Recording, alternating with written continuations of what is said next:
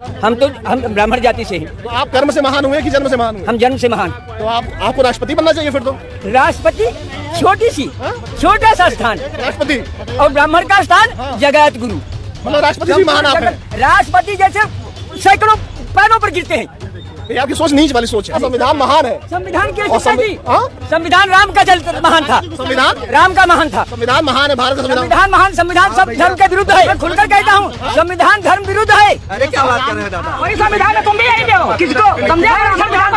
मैं संविधान को मानते ही नहीं। मानते नहीं ज्यादा देखो बुढ़ावती में हम तुमको भी हम वही कह रहे हैं। क्या करोगे? वही मैं कह रहा हूँ।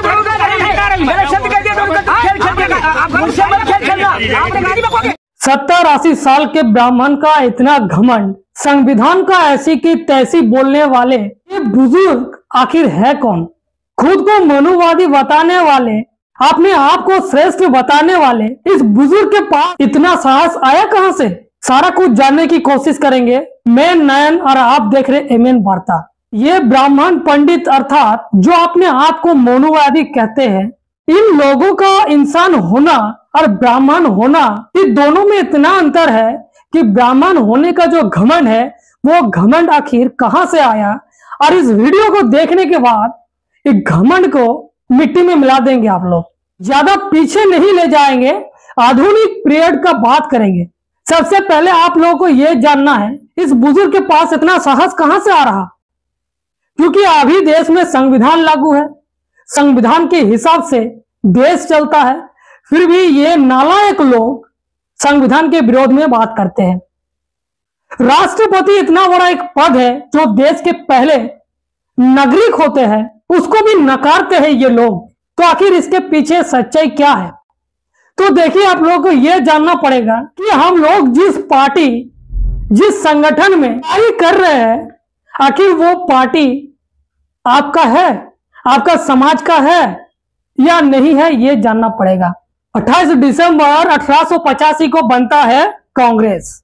कांग्रेस बनाने वाले ब्राह्मणवादी लोग, मनुवादी लोग, यही लोग फिर ब्राह्मणों का संगठन बनाता है आरएसएस 1925 में। अब आरएसएस बनाता है बीजेपी, यानी कांग्रेस ब्राह्मणों की पार्टी। कांग्रेस आरएसएस को बनाया, आरएसएस बीजेपी को बनाया। अभी रूलिंग पार्टी कौन सा है देश में? बीजेपी है।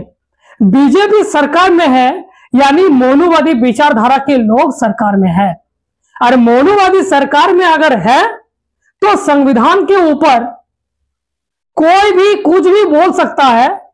और ये पंडित लोग जानते हैं कि ये तो आरएसएस से निकला हुआ, बनाया हुआ राजनीतिक दल है, तो अभी ये रूलिंग पार्टी में है, तो हम लोग कुछ भी बोलेंगे तो ये एक भी बाल भी बाका नहीं कर पाएगा। इसीलिए तो संविधान का ऐसी का तैसी कर रहा। डॉक्टर बाबा साहब अंबेडकर जी का वो बात कहीं ना कहीं सच होते दिख रहा है कि संविधान चाहे कितनी भी अच्छा क्यों ना हो, अमल में लाने वाले लोग अगर सही नहीं है तो संविधान गलत साबित होगा। और संविधान चाहे कितनी भी खराब क्यों ना हो, चलाने वाले लोग अगर सही है तो संविधान सही साबित होगा।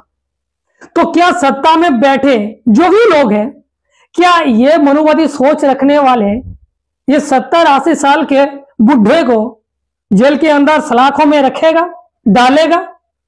आप लोगों से पूछना चाहते हैं, अगर ब्राह्मण जन्म से श्रेष्ठ है तो कबीर जी कहते हैं अगर तुम जन्म से श्रेष्ठ हो तो जितने भी सारे लोग जिस प्रक्रिया से जन्म लेते हैं तो तुम आखिर उस तरह से क्यों जन्म लेते हो? इस सवाल का आंसर अभी तक ये मनुवादी सोच रखने वाले अभी तक दे नहीं पाए। तो कहीं ना कहीं आप लोगों को समझाने का मकसद यही है कि आज की तारीख में जो आप लोग सोच रहे हैं ये अपना है, और अपना समझ के वोट डालते हैं और राजा बनाते हैं, और जिसकी नतीजा आज आप लोगों का आंखों के सामने है। आप लोग सोचते हैं कि बीजेपी अभी सत्ता में है तो देश का सत्यानाश हो रहा, संविधान को खुलेआम धजिया उड़ाया जा रहा, तो अब कांग्रेस को लाना चाहिए। अरे जो कांग्रेस वाले बाबा साहब को पसंद नहीं करते थे, इलेक्शन में हरवा दिया। कांग्रेस में रहने वाले लोग कहते थे कि अरे डॉक्टर अंबेडकर, तुम संसद के दरवाजा क्या खिड़की तक भी बंद रखेंगे, देखते हैं कैसे तुम संविधान सभा में जाते हो। लेकिन बंगाल के जगन्नाथ मंडल जी को हमेशा याद किया जाना चाहिए। उन्होंने बाबा साहब को यहाँ पर लेके आया और अपने जो दलित आदिवासी बहुजन समाज के लोग हैं उन लोगों ने बाबा साहब को संविधान सभा में भेजा। इतिहास से सबक लेना पड़ेगा, नहीं तो ऐसे ही 70-80 साल के बुढ़े आकर आप लोगों का धजिया उड़ा के रख देगा। आप लोग सोच सकते हैं देश की पहली नागरिक यानी राष्ट्रपति को इतना छोटा सा पद बता रहे हैं, जगत गुरु ब्राह्मण श्रेष्ठ है। यह है देश की सच्चाई। क्या कहना चाहेंगे जरूर अपना राय रखें। अगर पहली बार यूट्यूब में देख रहे हैं तो चैनल को सब्सक्राइब करें, फेसबुक में देख रहे हैं तो चैनल को फॉलो करें। अभी के लिए बस इतना ही। जय भीम, जय भारत, जय मूल्यवासी।